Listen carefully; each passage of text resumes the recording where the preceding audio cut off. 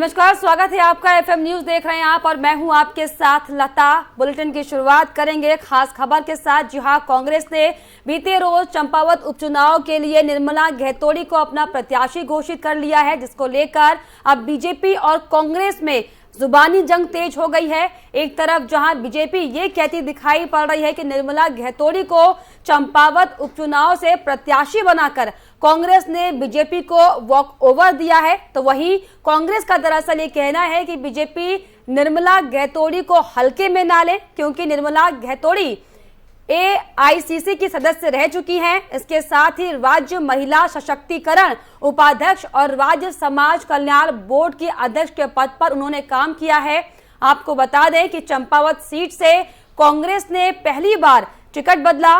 उत्तराखंड बनने के बाद 2002 से इस साल फरवरी 2022 तक हुए 5 चुनाव में हिमेश खरकवाल को पार्टी ने अब तक प्रत्याशी बनाया। चुनाव लड़ने की खरकवाल की अनिच्छा के बाद पार्टी ने कई विकल्पों पर विचार करने के बाद पूर्व जिलाध्यक्ष निर्मला घेतोड़ी को टिकट दिया है और इसी के साथ कांग्रेस ने पहली बार किसी महिला को इस सीट से टिकट देने का काम किया है।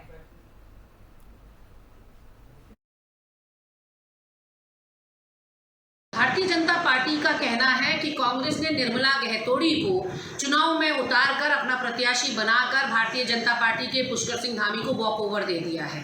तो मैं भारतीय जनता पार्टी के अपने साथियों से कहना चाहती हूं कि मुगालते में ना रहे। अपने प्रतिद्वंदी को या अपने विपक्षी को, अपने दुश्मन को कभी भी कमजोर समझने की गलती नहीं करनी चाहिए। निर्मला घेतोड़ी एक महिला ही नहीं है, वो एक शेरनी है। अगर उनके जीवन की पूरी यात्रा आपको पता चलेगी तो आपको पता चलेगा किन किन संघर्षों से होकर वो यहाँ तक पहुंची है। अपने गांव की प्रधान रहने के साथ साथ आज एआईसीसी सदस्य तक का सफर और राज्य महिला परिषद की उपाध्यक्ष से लेकर समाज कल्याण विभाग की अध्यक्षा पद तक, और कहीं ना कहीं जो आज ये चंपावत के प्रत्याशी के रूप में पार्टी ने उन पर विश्वास जताया है, वो यूं ही नहीं जताया है। चंपावत की जनता के बीच में रहकर उनकी बेटी, उनकी बहू बनकर जैसे उन्होंने काम किया है और योगदान दिया है, कहीं ना कहीं मुख्यमंत्री पुष्कर सिंह धामी जो कि चंपावत के लिए एक पैराशूट कैंडिडेट है, एक बाहरी व्यक्ति है, चंपावत की जनता निर्मला घेतोड़ी के किए हुए कामों को भुला नहीं सकती।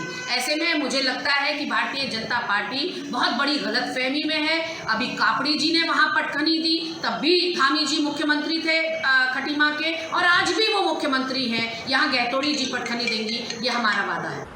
चंपावत चुनाव में कांग्रेस लड़ने से पहले ही हार स्वीकार कर चुकी है, इसलिए उनके जो प्रत्याशी थे उनके प्रत्याशी ने लड़ने से मना कर दिया। इसलिए एक महिला प्रत्याशी को जो बहुत कमजोर है राजनीतिक तौर पे, उन्हें बलि का बकरा बनाया गया है। इससे साफ जाहिर हो गया है कि माननीय युवा मुख्यमंत्री पुष्कर सिंह धामी एक ऐतिहासिक जीत की ओर उनके कदम आगे बढ़ने शुरू हो गए हैं। चंपावत की जीत उत्तराखंड के इतिहास की सबसे बड़ी जीत होने जा रही है और कांग्रेस का ये मुझे लगता है कि कांग्रेस का सरेंडर है जो कांग्रेस ने किया है। तो चलिए ग्राफिक के जरिए आपको ये बताने की कोशिश करते हैं कि जिस चंपावत सीट पर अब कांग्रेस और बीजेपी के बीच एक बार फिर से बड़ा जो घमासान छिड़ गया है, आखिर इसका क्या इतिहास है, क्या क्या जातीय समीकरण इस सीट पर रहे हैं। 2002 में कांग्रेस के हिमेश खरकवाल यहां से जीते थे। तो चंपावत का जो चुनावी इतिहास आपको बता रहे हैं, 2007 में बीजेपी प्रत्याशी बीना महाराणा यहां से जीती। फिर 2012 में हिमेश खरकवाल को दोबारा से टिकट दिया गया, जिसके बाद वो विधायक चुने गए। उसके बाद 2017 और अगर 2022 की हम बात करें तो लगातार बीजेपी के कैलाश घेतोड़ी ने यहां से जीत हासिल की है। तो ये चुनावी इतिहास चंपावत सीट का आपको बता रहे हैं। हालांकि अब उत्तराखंड के मुखिया यानी कि पुष्कर सिंह धामी की साख इस सीट पर लगी हुई है और अब ऐसे में कांग्रेस ने हालांकि निर्मला घेतोड़ी को सीट से उतारा जरूर हो, लेकिन जो चुनावी इतिहास इस सीट का रहा है, हालांकि 3 बार बीजेपी यहां से विधायक चुनकर आई है, तो इसके अलावा अगर कांग्रेस की बात की जाए तो 2 बार कांग्रेस का खाता इस सीट से खुला है। और ऐसे में अब चुनौती बहुत ज्यादा है, क्योंकि सीएम के चेहरे को हराना अपने आप में बहुत बड़ी बात है। और ऐसे में अब जब कांग्रेस के पास बड़े से बड़े जो दिग्गज चुनाव में हार चुके थे, तो ऐसे में महिला चेहरे पर कांग्रेस ने हालांकि दांव लगाया है। तो ये चुनावी इतिहास चंपावत सीट का आपको बता रहे हैं।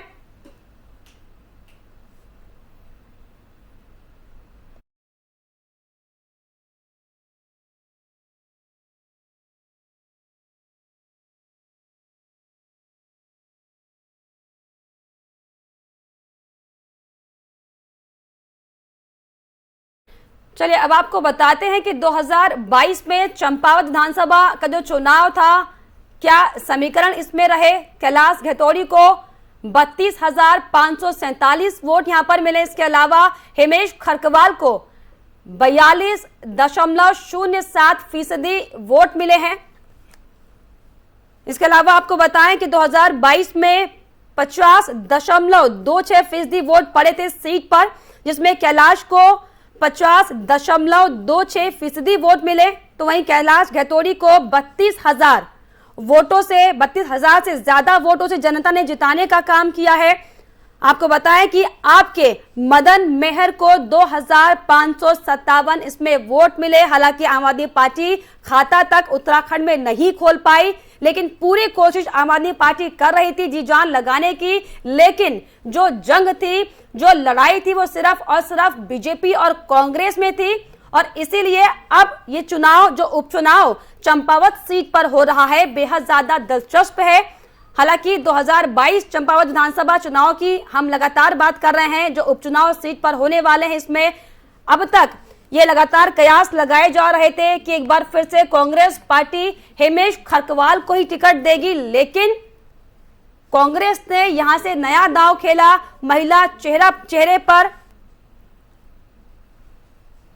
चेहरे को यहां से उतारा है। तो 2022 चंपावत विधानसभा चुनाव के समीकरण आपको बता रहे हैं।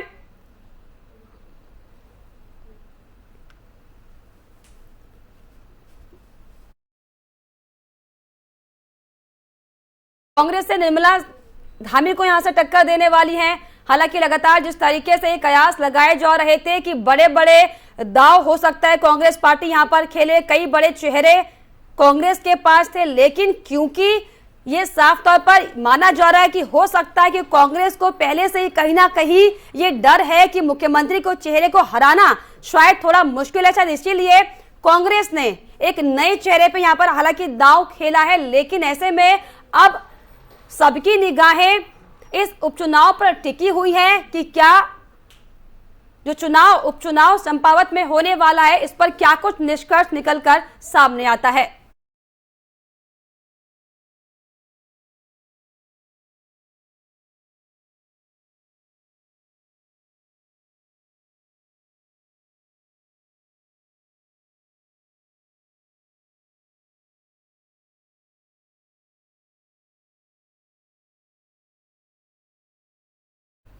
वहीं चंपावत उपचुनाव के लिए भाजपा और कांग्रेस की ओर से प्रत्याशी के ऐलान होने के बाद अब आम आदमी पार्टी भी अलर्ट मोड पर आ गई है। आम आदमी पार्टी ने उत्तराखंड में अब संगठन को मजबूत करने में हालांकि जुटी हुई है। वहीं उपचुनाव के लिए प्रत्याशी के नाम की घोषणा भी इसको लेकर हालांकि की जा रही है। इसी क्रम में आज आम आदमी पार्टी अपनी नई कार्यकारिणी का ऐलान उसने कर दिया है।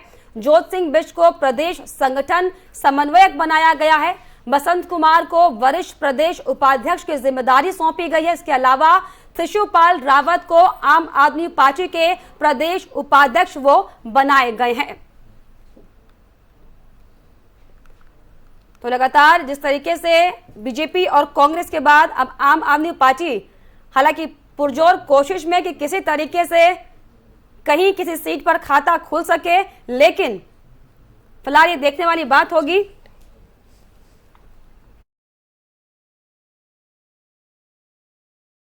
पर खास जानकारी के लिए हमारे सहयोगी अजय पांडे जुड़ गए हैं। जी अजय, जिस तरीके से बीजेपी कांग्रेस के बाद अब आम आदमी पार्टी भी एक्टिव मोड पर हालांकि दिख रही है, अपने चेहरे का ऐलान आम आदमी पार्टी की ओर से किया गया, क्या कुछ इसको लेकर जानकारी? देखिए, आम आदमी पार्टी उत्तराखंड में अपनी सियासी जमीन को मजबूत करने में जुटी हुई है और पहला ऐसा मौका रहा 2022 का विधानसभा चुनाव, जिसमें पार्टी की ओर से विधानसभा चुनाव में अपने प्रत्याशी उतारे गए। आम आदमी पार्टी ने उत्तराखंड की जनता को ये वादा किया था कि वो तीसरे विकल्प के रूप में यहाँ पर आ रही है और जनता अगर उनको प्रदेश सत्ता सौंपती है तो वो उत्तराखंड में तेजी से विकास करेंगे और खास तौर पर जो दिल्ली का मॉडल है उस दिल्ली के मॉडल को उत्तराखंड में लागू करेंगे। लेकिन विधानसभा चुनाव के दौरान प्रदेश की जनता ने आम आदमी पार्टी को पूरी तरह से नकार दिया। आम आदमी पार्टी का खाता नहीं खुल पाया है। इसके बावजूद आम आदमी पार्टी की ओर से बार बार ये दावा किया जा रहा है कि वो अब आम जनता की जो लड़ाई है, उनके हक की लड़ाई है, जो समस्याएं हैं उन समस्याओं का वो समाधान करेंगे और विधानसभा में वो नहीं पहुंच पाए, यानी कि सदन के अंदर तो वो आम जनता की आवाज नहीं उठा पाएंगे, लेकिन सदन के बाहर सड़क पर वो आम जनता की जो समस्याएं हैं उनको उठाएंगे। जन समस्याओं को लेकर के वो लगातार संघर्ष करते रहेंगे। अब आम आदमी पार्टी उत्तराखंड में अपने संगठन को मजबूत करने में जुटी हुई है और इसी कड़ी में आज नए जो प्रदेश अध्यक्ष हैं आम आदमी पार्टी के दीपक बाली, उन्होंने अपने संगठन का विस्तार किया है। जहां तक उपचुनाव की अगर हम बात करें तो अभी चंपावत उपचुनाव के लिए आम आदमी पार्टी की ओर से तैयारी की जा रही है और चलिए हमारे साथ आम आदमी पार्टी के प्रवक्ता उमा सिसोदिया जुड़ गए हैं। जी उमा जी, जिस तरीके से अब आम आदमी पार्टी जो मैदान में दिखाई पड़ी, सर क्या लग रहा है आपको कि हालांकि एक भी सीट आप उत्तराखंड में नहीं ले जा पाए, लेकिन अब चंपावत के लिए आपने नई कार्यकारिणी का जो ऐलान कर दिया है, क्या लग रहा है कि आपको सर क्या कुछ भूमिका आम आदमी पार्टी की यहाँ पर रहने वाली है? देखिए, इस बात को स्वीकार करने में हमें कोई गुरेज नहीं है, कोई शक नहीं है, कोई झिझक नहीं है कि आम आदमी पार्टी इस तरह के परफॉर्मेंस उत्तराखंड में करना चाहती थी वो हम नहीं कर पाए। हो सकता है कि हम जो बात जनता को समझाना चाहते हो अभी वो जनता को बात समझ में ना आई हो, लेकिन आम आदमी पार्टी मुकाबला कर रही है 135 साल पुरानी कांग्रेस का और 90 साल जनसंघ से निकली हुई बीजेपी का, और हमारी पार्टी सिर्फ 10 साल पुरानी पार्टी है और आज हम कांग्रेस के बराबरी पर आकर पूरे देश में खड़े हुए हैं। 2 राज्यों में अगर उनकी सरकार है तो 2 राज्यों में हमारी भी सरकार है और ये पूरा सफर हमने आज पिछले 10 साल में पूरा किया है। आम आदमी पार्टी एक उभरती हुई पार्टी है, एक बढ़ती हुई पार्टी, एक उगता हुआ सूरज है। हो सकता है कि उत्तराखंड में हमारी आशातीत हमें अपनी सफलता ना मिली हो, लेकिन हम चुनाव हारे हैं, हम लोग हौसला नहीं हारे हैं और आम आदमी पार्टी बहुत मजबूती के साथ दोबारा मैदान में उतरकर सामने आई है। हमारे प्रदेश अध्यक्ष दीपक बाली जी की अगुवाई में उन्होंने आज कार्यकारिणी की घोषणा की है और उसके अलावा बिल्कुल उमा जी, आपने अभी हाल ही के चुनाव की अगर हम बात करें तो मदन मेहरा को आपने मैदान में उतारा था, हालांकि बहुत अच्छा परफॉर्म वो नहीं कर पाए, मात्र 2500 से समथिंग के वोट उनके पास आए थे। लेकिन अब क्या लग रहा है कि आप बीजेपी और कांग्रेस की जो कांटे की टक्कर इस सीट पर चल रही है, आम आदमी पार्टी कहीं पर भी एग्जिस्ट करती है? देखिए, मैंने अभी आपको क्या बताया, हम देश की तो बड़ी और पुरानी पार्टियों का मुकाबला करने के लिए सबसे नई पार्टी मैदान में, और हम लोग चुनाव हारे थे, हौसला हम लोगों ने न पहले हारा है न अब हारेंगे और हम अपना प्रत्याशी खड़ा करेंगे। हम कोई वोट देने के लिए तैयार नहीं है। हम सीएम धामी जी को आसानी से चुनाव नहीं जीतने देंगे, किसी हालत में नहीं जीतने देंगे और आम आदमी पार्टी पूरी जी जान से चंपावत का चुनाव लड़ेगी। जी चलिए, जिस तरीके से आप लगातार ये कह रहे हैं कि पार्टी पूरे दमखम के साथ उत्तराखंड में चुनाव लड़ेगी, हालांकि इसके पहले भी अगर हम देखें तो उत्तराखंड में लोकसभा चुनाव में आप लोगों ने कोशिश की थी लेकिन करारी हार का सामना करना पड़ा, और अब जब आप अजय कोठियाल के चेहरे पर उत्तराखंड में दिल्ली मॉडल को लागू करने की बात कर रहे थे मैम, लेकिन इस पर भी जनता ने विश्वास नहीं जताया। लेकिन क्या लग रहा है कि आपको कि पहाड़ी क्षेत्रों में जो लगातार आप मेहनत कर रहे हैं इसका परिणाम कुछ मिलेगा आम आदमी पार्टी को? देखिए, हमें पूरी उम्मीद है, मैं बार बार इसी बात को कह रही हूँ कि हम देश की बड़ी और पुरानी पार्टियों के साथ सबसे नई पार्टी मुकाबला कर रही है। अगर हम आप हमारे 10 साल के जो हमारा जो ग्राफ है उसको जो ग्रेजुअली हमारा ग्राफ हुआ है, अगर उसको आप देखें तो आम आदमी पार्टी इस देश की सबसे ज्यादा तेजी से उभरती हुई पार्टी है। तो ऐसा बिल्कुल नहीं है कि जनता हम पर भरोसा नहीं कर रही है। अगर जनता ने भरोसा नहीं किया होता तो हमारी सरकार पंजाब में नहीं मिलती, हमारे विधायक गोवा में नहीं जीतते, हमारे पार्षद गुजरात में नहीं जीतते, हमारे पार्षद आसाम में और कर्नाटक में नहीं जीतते। वो बात अलग है कि उत्तराखंड में हमसे कुछ गलतियां हुई हैं, जिन गलतियों को सुधारते हुए पार्टी ने दोबारा संगठन में अपने आप को खड़ा कर रही है, खड़ा कर रही है और आप देखिएगा कि आने वाले टाइम में उत्तराखंड का भविष्य आम आदमी पार्टी। चलिए, कौन कौन सी गलती मैम आप मान रहे हैं कि पार्टी की ओर से जो गलती हुई जिसका खामियाजा भुगतना पड़ा चुनाव में? देखिए, हमारा संगठन कमजोर था, इस बात को मैं मानती हूँ, इस बात को पार्टी भी मानती है कि संगठन में जितनी मेहनत होनी चाहिए थी। फिर मैं कहूंगी कि हमारी नई पार्टी है, हम लोग पिछले जो टाइम था जिस टाइम से हम लोग लगे हुए थे उसका मुकाबला अगर हम कांग्रेस और बीजेपी के संगठन से मुकाबला करें तो 137 साल पुराना संगठन और 90 साल पुराना जनसंघ से निकला हुआ बीजेपी का संगठन, आम आदमी पार्टी का संगठन नया है, अभी धीरे धीरे बढ़ेगा। आने वाला भविष्य आम आदमी पार्टी का। चलिए, बिल्कुल, वाकई शुभकामनाएं आपके लिए। और ये देखने वाली बात होगी कि पार्टी कितनी मजबूती के साथ मैदान में उतर पाती है। मैम, बहुत शुक्रिया आपका हमसे खास बातचीत के लिए। तो लगातार जिस तरीके से उत्तराखंड में अब उपचुनाव को लेकर जो सरगर्मियां जोरों पर हैं, ऐसे में अब क्या आम आदमी पार्टी की इसमें भूमिका होगी, हालांकि ये देखने वाली बात होगी।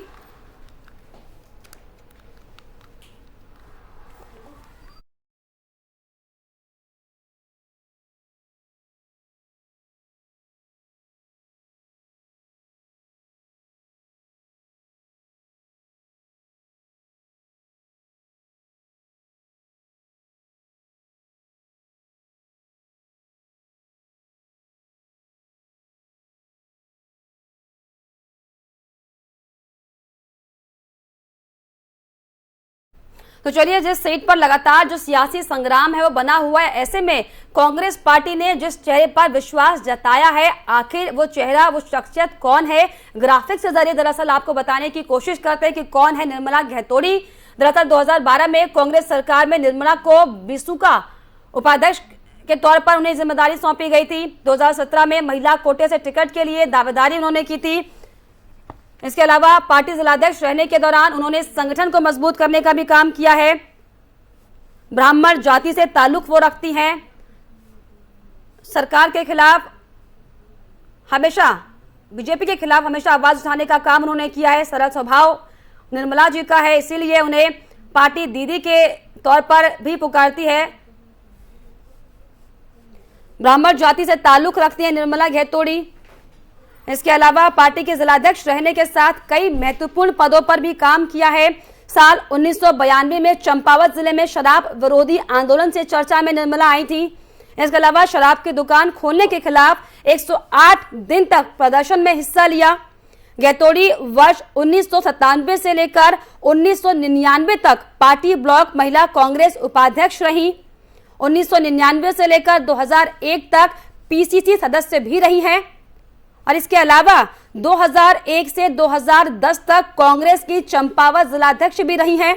साथ ही साथ 2011 में उन्हें एआईसीसी का सदस्य बनाया गया था। 2012 में कांग्रेस सरकार में निर्मला को बिसूका उपाध्यक्ष की जिम्मेदारी भी दी गई थी। इसके अलावा 2017 में महिला कोटे से टिकट के लिए दावेदारी निर्मला गहतोड़ी ने की थी, लेकिन पार्टी ने टिकट नहीं दिया था। पार्टी जिलाध्यक्ष रहने के दौरान उन्होंने संगठन को मजबूत करने का काम किया। सरकार के खिलाफ होने वाले आंदोलन में वो बढ़ चढ़कर हमेशा हिस्सा लेती रही हैं। सरल स्वभाव के कारण पार्टी कार्यकर्ताओं में निर्मला दीदी के नाम से निर्मला गहतोड़ी जो है वो मशहूर हैं। तो एक हालांकि दमखम वाली शख्सियत पर हालांकि कांग्रेस पार्टी ने भरोसा जरूर जताया हो, लेकिन सवाल बार बार वही कि जो मुख्यमंत्री की साख है उसे हराने में निर्मला गहतोड़ी कितनी कामयाब हो पाएंगी, ये आने वाला वक्त बताएगा।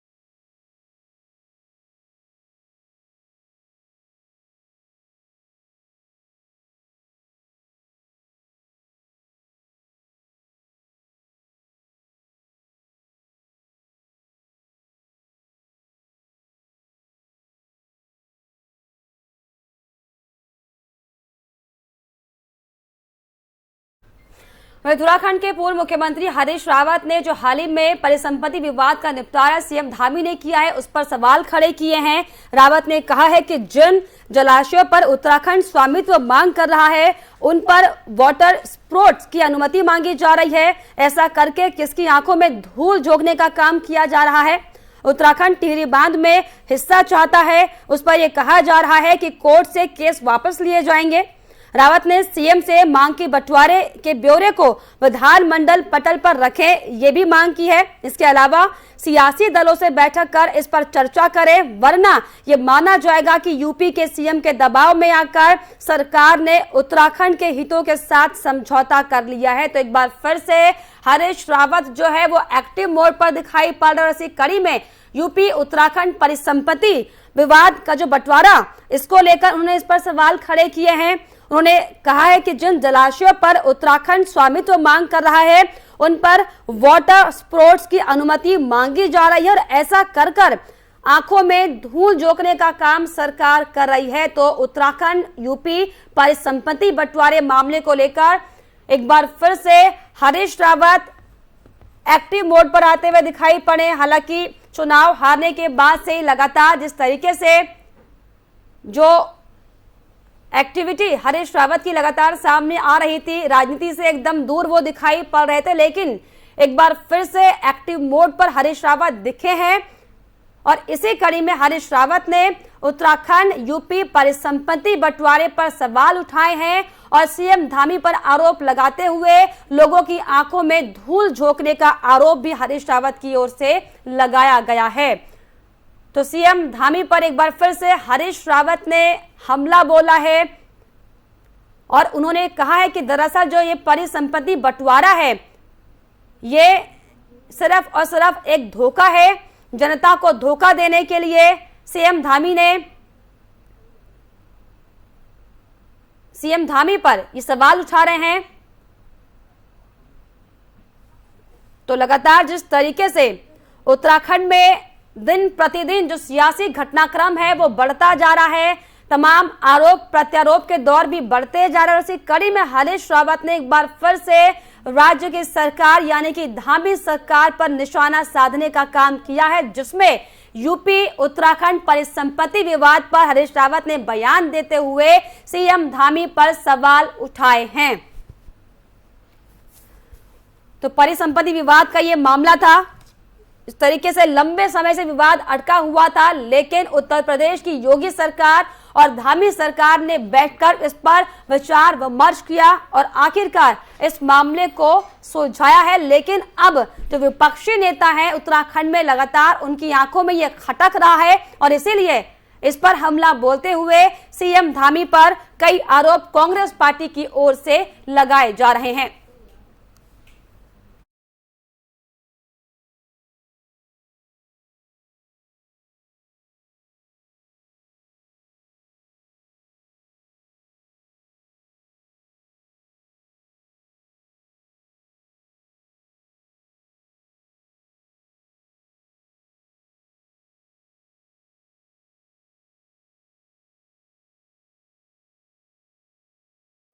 चलिए आगे बढ़ेंगे। 8 मई को सुबह 6:15 बजे आपको बताएं कि बद्रीनाथ धाम के कपाट खुलने जा रहे हैं। धाम खोलने के चलते आदि शंकराचार्य की गद्दी व भगवान विष्णु के वाहन गरुड़ जी की मूर्ति तेल कलश यात्रा जोशीमठ के नृसिंह मंदिर से अपने पड़ाव पर पहुंचेगी। इससे पहले आपको बताएं कि बद्रीनाथ धाम के मुख्य पुजारी रावल ईश्वरी प्रसाद नाबुंदरी ने धर्माधिकारी भुवन चंद उनियाल व वेद पाठियों की मौजूदगी में गणेश नरसिंह व शंकराचार्य की गद्दी का पूजन किया। इसके बाद तेल कलश यात्रा ने पांडकेश्वर के लिए यात्रा को रवाना किया है।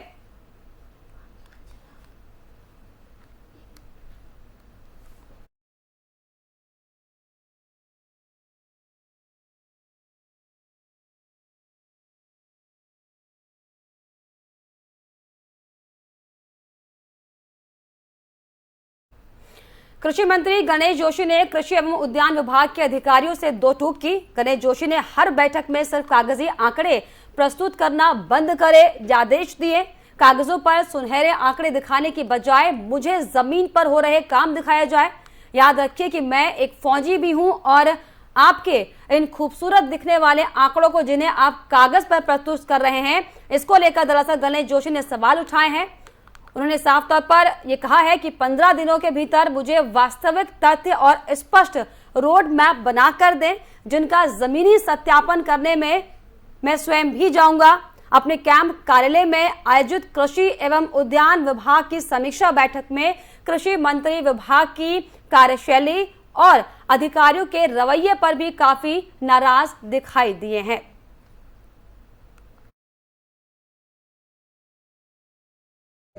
कृषि विभाग की एक बैठक प्रयास की, जिसमें हमारे सचिव शैलेश बगोली, अपर सचिव, दोनों हॉर्टिकल्चर के दोनों डायरेक्टर्स, हॉर्टिकल्चर के डायरेक्टर्स में थे। और उसमें मैंने उनसे कहा कि आप ये कागजी आंकड़े बंद करिए।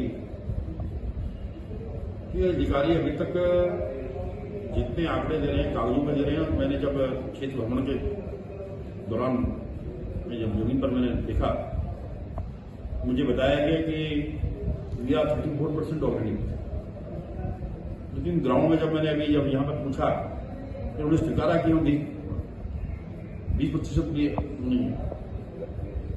और ऑडिट में हमारे यहाँ बहुत संभावनाएं हैं।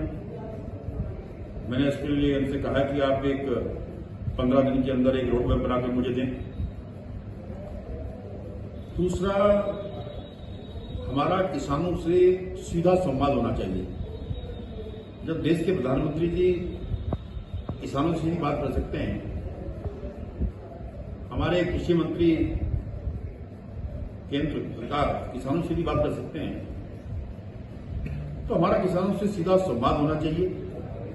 इसके लिए मैंने निश्चित किया कि एक कॉल सेंटर आप तुरंत बनाएं और जो हमारे और इसी के साथ इस बुलेटिन में फिलहाल इतना ही। देश और दुनिया की तमाम छोटी बड़ी खबरों के लिए देखते रहिए FM न्यूज। नमस्कार।